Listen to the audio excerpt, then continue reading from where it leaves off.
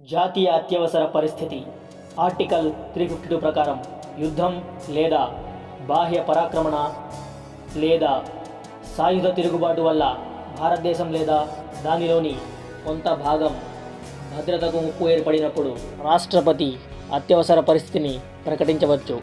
భారతదేశంలో ఇది 3 సార్లు విధించబడింది. మొదటిది 1962 అక్టోబర్ 26న భారత్ చైనా యుద్ధ సమయంలో, 1971 భారత్ పాక్ యుద్ధ సమయంలో, 3 1975 ఇది అంతర్గత ఆటంకాల వల్ల విధించబడింది.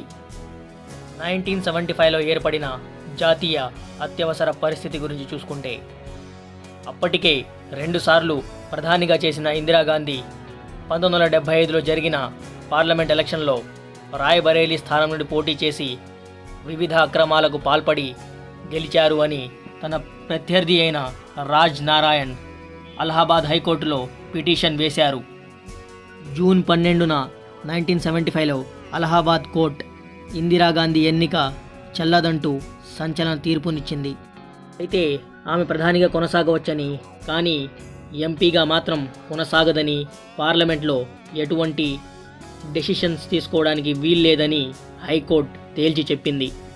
హైకోర్టు డెసిషన్తో మండిపడ్డ ఆమె అప్పుడు రాష్ట్రపతి అయిన ఫక్రుద్దీన్ అలీ అహ్మద్ ద్వారా జూన్ 25, 1975 అర్ధరాత్రి 11:45 అధికారికంగా నేషనల్ ఎమర్జెన్సీ ప్రకటించారు. దీంతో పత్రికా సంస్థలపై సెన్సార్ విధించబడింది. తన ముఖ్య ప్రత్యర్థులైన వాళ్ళందరినీ జైలు పాలు చేశారు.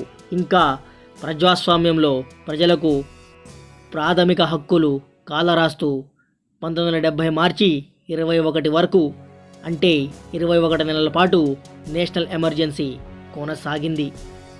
1977 మార్చి ఎన్నికల్లో ఇందిరాగాంధీ పరాజయంతో ప్రజాస్వామ్య పునరుద్ధరణ జరిగింది. కాబట్టి జూన్ 25, 1975లో అత్యవసర పరిస్థితిని ప్రకటించారు. అప్పటి నుండి ఈ రోజు వరకు జూన్ 25ను ప్రజాస్వామ్యంలో ఒక చీకటి రోజుగా భావిస్తారు.